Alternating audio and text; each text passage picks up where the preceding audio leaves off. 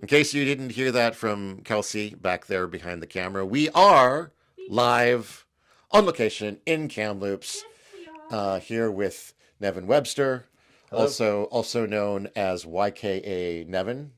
I got YK Nevin and then Loopszer. YKA Loopszer. Yeah. Oh, yep. I got a little too many names. We're here with you today for a few reasons. Yeah.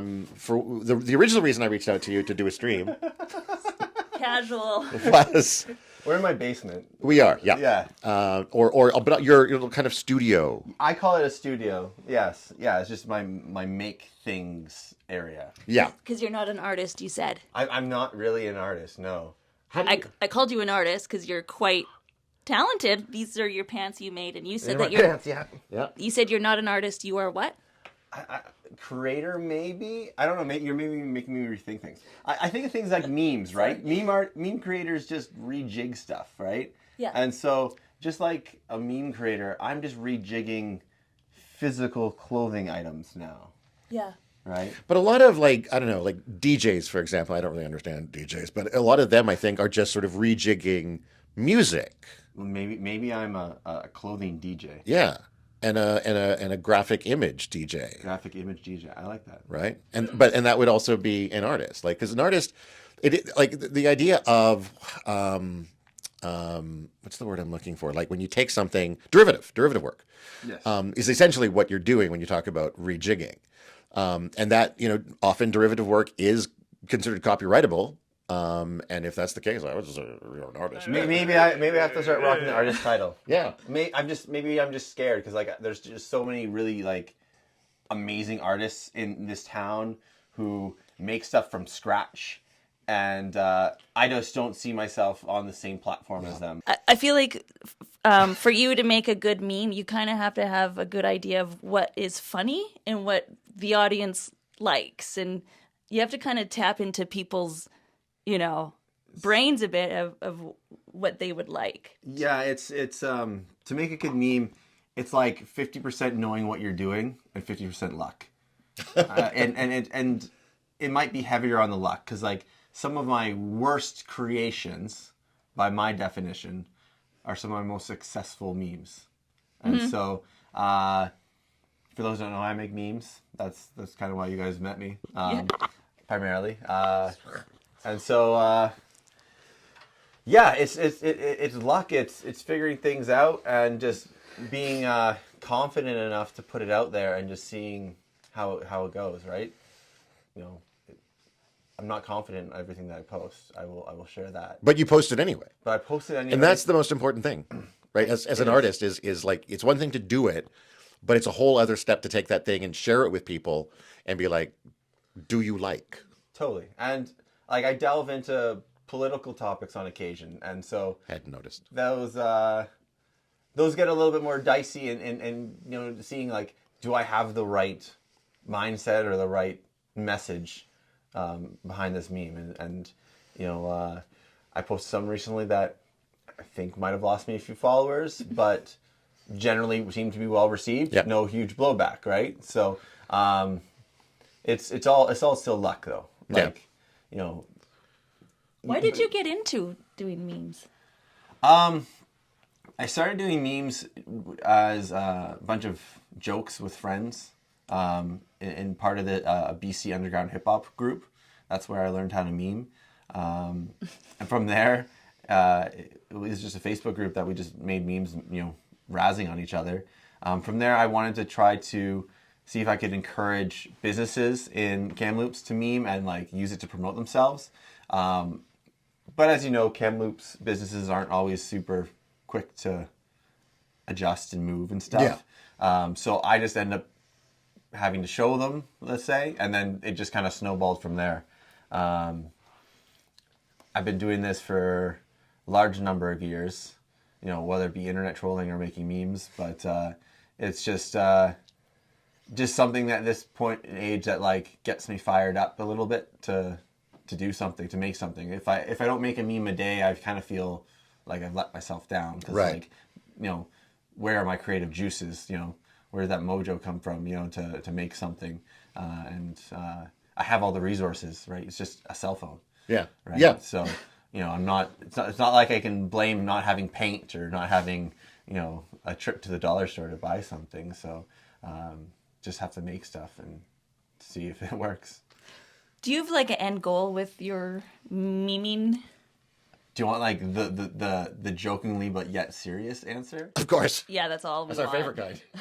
I want to be Prime Minister of Canada. All right. Yes. Excellent. Yes. When you become. This is like my Naruto Hokage moment. If you guys caught that, I'm recognizing that memes and posting is Good one. Good save. Good one. is becoming increasingly more important in politics. And as someone who does have an interest in politics, I feel like I'll either end up working for someone in it or be it myself. Either as a memer for their campaign or potentially for yourself. Yeah, just because like there's at some point you can't build this skill set to do it. You have to live it a little bit. Yeah. But yeah, I think politics are an interesting spot, and I'm definitely not afraid to get into politics in my memes, and hopefully I can encourage civic duty in a younger crowd. Maybe. Yeah. Right. Yeah. Because we had 29.01%. 0.01%. I was looking at the number today, and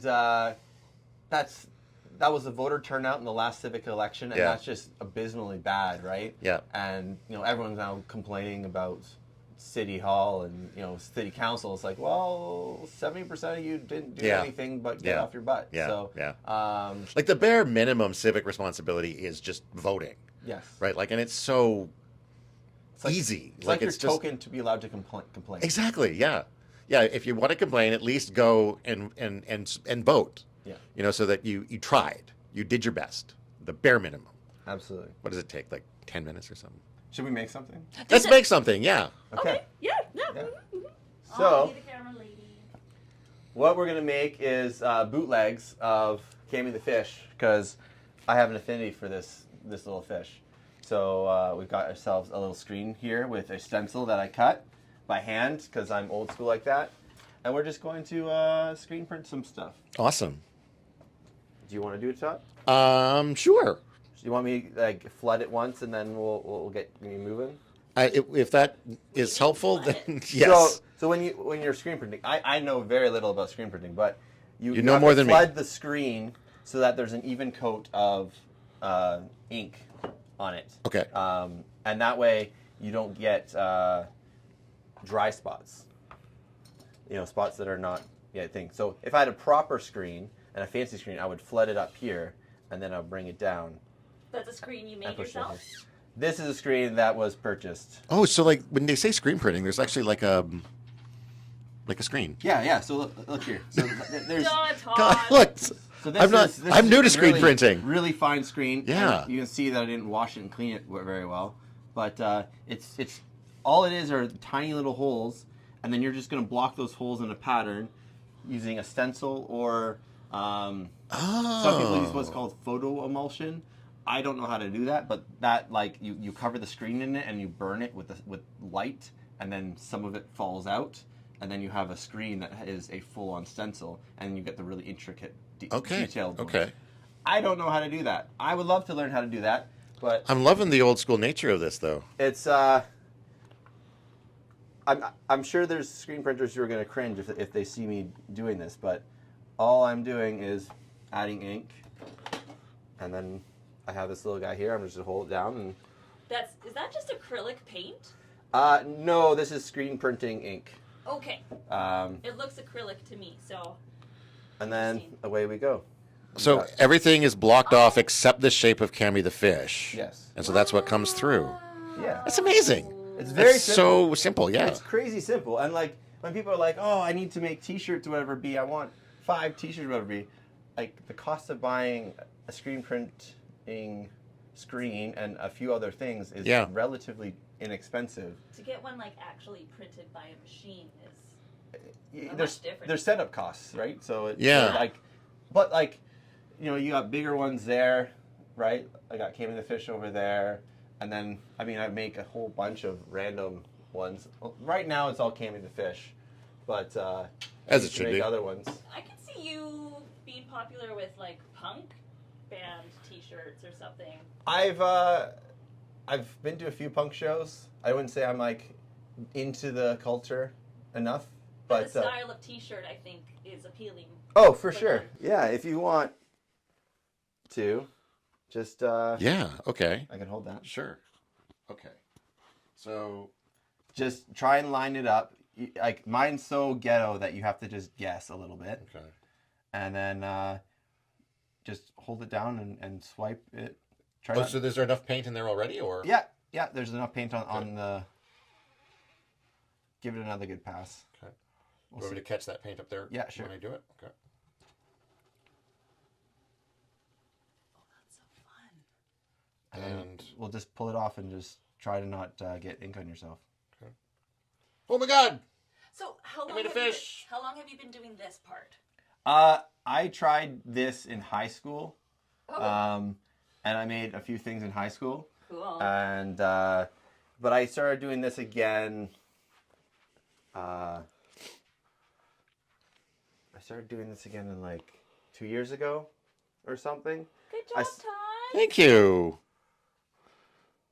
So did you when we talk about this? I'm fascinated by how this is done now. Yeah. Did you created the Cammy the fish on the screen? So, Cammy the fish is just a overhead projector sheet that I cut a stencil out of. Okay. So, and then I just taped it on. So you can see there that it's just a stencil. Okay. And you can see all the places that I didn't cut out. Right. So just with an X-Acto knife, I just took the time to cut it out and then kept these little bridges, I call them. You know, if we look at the eye, it's open, Yep. right? Oh, I see. Yeah. Because it is a stencil, so it has to have connections to the rest of Otherwise, it'll just fall through. Exactly. Yeah. So, yeah, just DIY, handmade style. Other than the design, I found obviously off the internet to then cut and paste. And there we I go. want to go home and do this now. I get excited when I see people wearing my stuff. As someone who has given out probably 50 to 80 patches, easy. I've yet to see one in real life being worn and stuff. So I'd be much more excited to see one being worn Right. than to Even if sell it one. wasn't necessarily made by you, if somebody else Exactly. ripped it off, you'd still be excited to see it. 100%. You know, I think it's just like they like my idea. Yeah. It's kind of like memes, like they're liking the idea, right? When they like that button, Or they share or it, they share it, or yeah. whatever they do. It's like they like my idea. Okay, my idea is validated. That's awesome.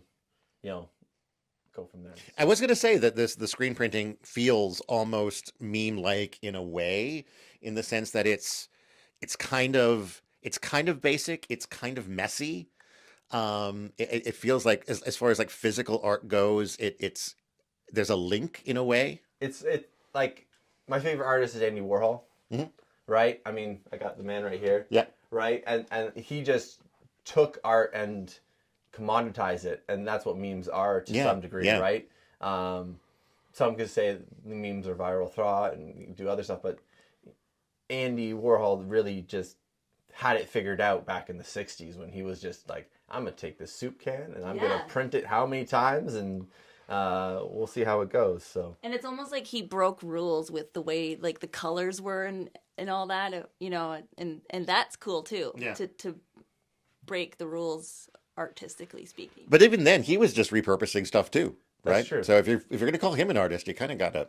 Ah, you're catching me again. That's, Kelsey, bring out your diary.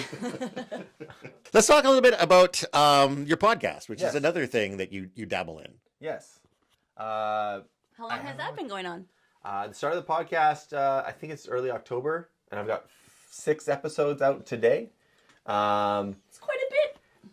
It feels like it should be more stuff, but my time has been stretched a lot lately. Basically, the podcast came out of the need to make content when I wasn't feeling like making content a little bit. And furthermore, the memes can only take you so far. You need to maybe get boots on the ground and meet people. And so I started off with the mayor, which was, a fun time. That was your first podcast episode. My first podcast episode was with the mayor.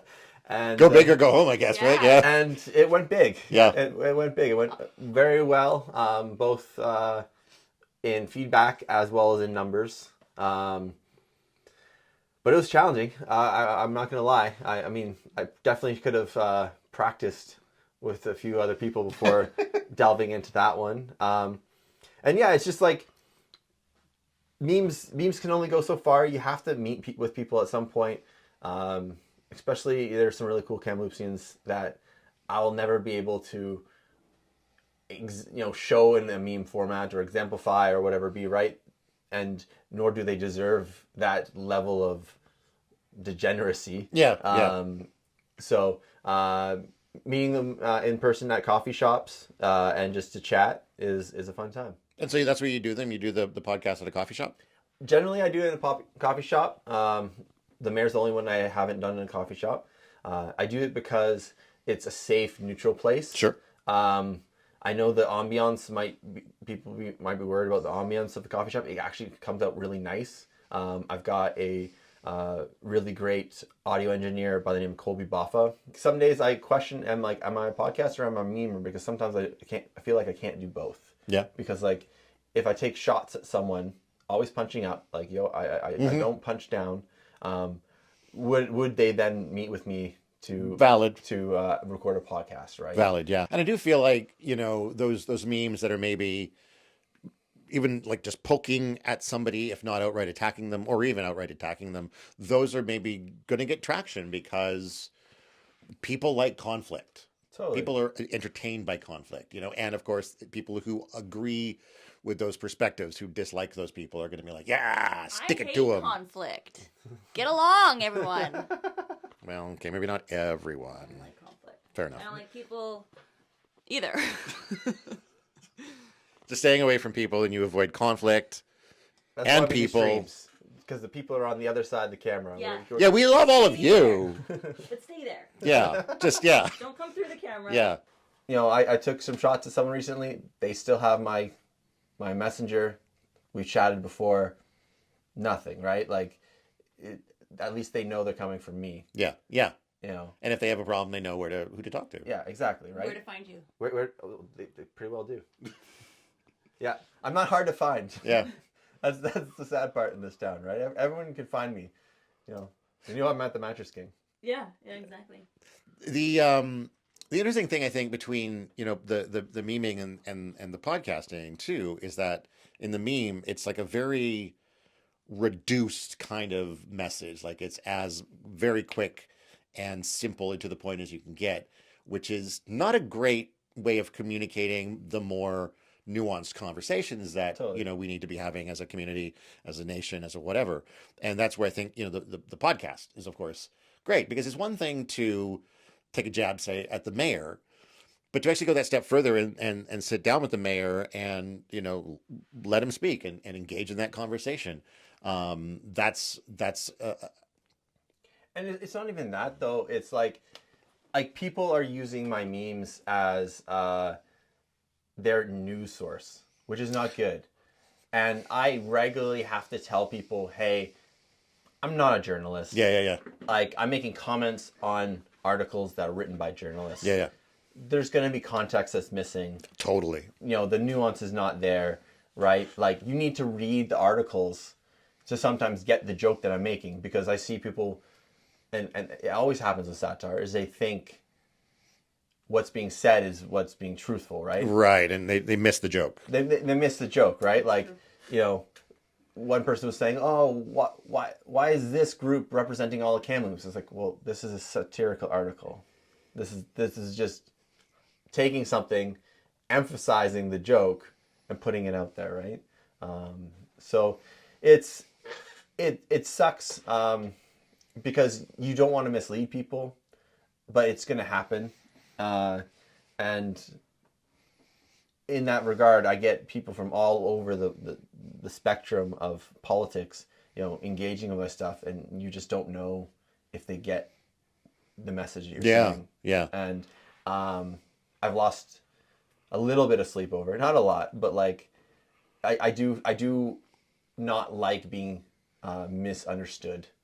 And I speak stupidly, and I speak in slang, and I drop things when I shouldn't, and that does not help in a world where I'm technically now like almost a professional communicator. Yeah, right.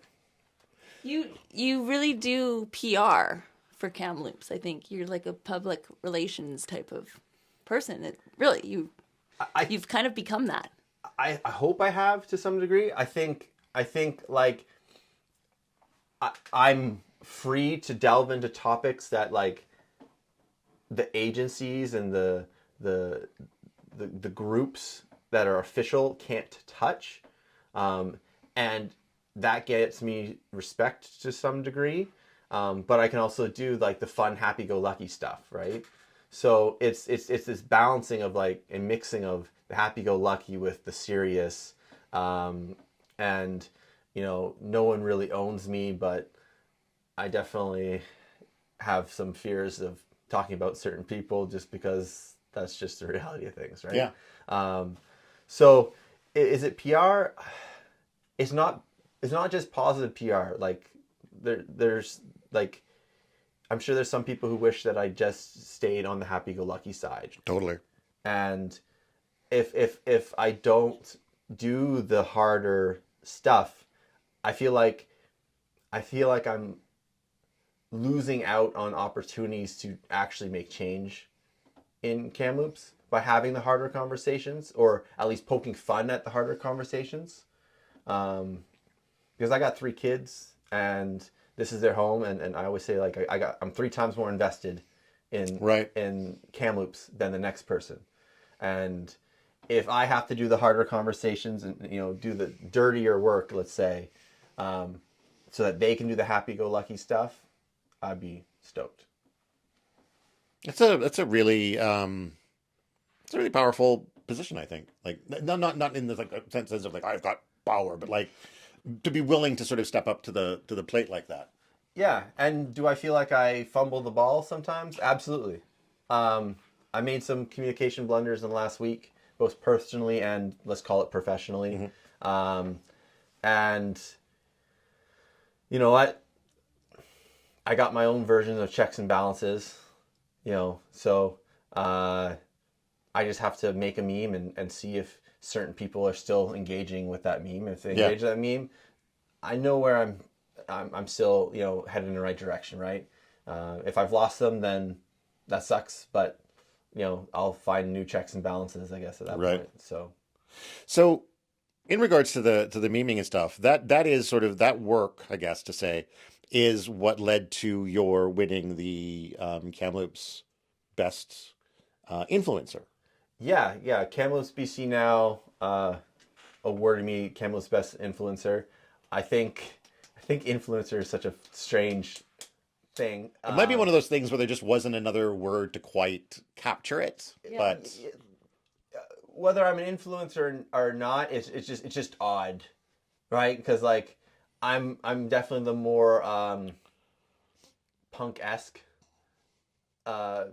Right. An influencer comes with this certain image of like the chai person lattes with and Starbucks and makeup tutorials and things like that, and not this like very punk motivated memeing and podcasting. But you still are, driving conversations. Totally. Right. Yeah. Like it was funny because like as soon as I got nominated or whatever it be, I was having a conversation with someone like, yeah, someone's gonna approach you to buy votes. I'm like, no. But sure enough, some random person, completely devoid of the contest it sells, approached me to buy votes, and I'm like, no, obviously. But I always thought it'd be funny if I did. So like someone was offering, if you paid them, they would generate votes for you. Yeah. Oh, I get it. Yeah. It was just one of those funny things where like I was trying to believe that people don't win, try and win these things with paid votes. And, Yeah. and this guy's like, yeah, no, they did. I know someone who's someone else told me they knew someone who paid to win. I'm sure people have. And I was just like, no. That's bad. Yeah. Sorry, I'm getting into the dirty. No, that's fine though. I mean, and congratulations on being able to come out on top, even when people are buying votes, apparently. With that being said, I want more memers in this town. I want more people to riff on things, and that will encourage me to make jokes and other sort of stuff as well, because it's a culture, it's a community. Having meme groups are helpful, right? I've seen a few people have always tried to start and stuff. It's just like to really get that like memetic thought process is challenging, and to keep it up over. I mean, if you could get a meme out, 4 days a week for 5 weeks, I think you're onto something. Generally speaking, you want a meme to be funny, right? Generally speaking, I'm trying to make a meme that is lighthearted, if not funny. Yeah, or both. Or both, Yeah. right? Like, I want to delve into topics that might be challenging but have a joke involved. And that's just humor is how I process things, right? So, it's hard to give examples off the top of my head, but it's just, if I can't get someone to laugh, right, I don't think I have their attention. And if I don't have their attention, then I'm not going to be able to speak to them. And you don't want to make people cry or get people mad. No, like, I've definitely made some memes that probably have gotten people mad in the past, but, like, in all reality, should I have made them? Probably not. They seem try-hard at that point, right? Mm-hmm. They're not quality, clean-spoken memes. And that's what I really want to do, is I want the joke to be clean and mostly apparent, if that makes sense, because some of the stuff are going to be ironic, and how do you make irony apparent? Yeah. Are you hard on yourself? Do you think you're hard on yourself sometimes? Like with your creations and your memes, and do you put a lot of pressure on yourself in that way? I feel bad if I don't put out a meme a day. Wow, one a day, hey? Yeah, I used to be at a place where I could put out 4 or 5 memes a day, because I got like over 1,800 memes about Kamloops. Wow. But those 4 or 5 day, I was also mentally delusional, incompetent, whatever you want to say. Like, I was messed up in the head, and those memes probably would stand up today anyways. So maybe one a day that's quality is better than the 4 or 5 that I used to bust out. Right. But I'm not hard on myself. That's good. I'm probably the opposite. I'm too willing to forgive myself. I don't think that's bad at all. I mean, if you do something that, like, is not a good thing, and then 3 days later not feel bad about it at all. Okay, maybe. Maybe. I guess it depends on how bad the Middle thing ground. is. There's a middle ground. Yeah. What do you have any sort of concept right now of what that next step or that next elevator ride might look like? I would like, so in Kamloops politics right now, we don't know what's going to happen. If there could be a by-election that comes up, there could not be one. But the next election cycle, I want to put my name in. Oh, wow. So, just as city councilor and learn the ropes of that. Yeah. But that's like one of those things where, like, I would like to use humor to joke about it, but, like, I'm serious. Yeah. So, like, I would like to joke about becoming prime minister one day, but, like, I'm getting more and more serious about that every day, right? So that's like the next step for me, at least. I was going to say, would you like to say hello to anybody that you love or like? Hello, everyone who follows me. I appreciate it. I think it's weird, like, having my mom watch my stuff and listen to my stuff, because, like I said, she quotes me on it. Right. You don't like having your own words used against you? Exactly. That's cute. She thinks you're cool. My mom is concerned about me. Oh, God, is that why my mom listens to my stuff, too? Oh, no. Oh. See, Is that why your grandmas are watching? I guess. Yeah. See, I'm a middle child, if that makes sense. Okay. And so my brother and sister both communicate with my parents a lot more than myself. So she's just wanting me to be more chatty. Here's the irony of things. I'm extremely chatty online. Yeah. But I'm not chatty in person. Oh, Right. Are you an introvert? I'm a ambivert. I will point out too that this is my birthday, brother. Oh yeah. We have the same birthday, That's right. August 12th. Mark it in your calendar in case you want to get us something.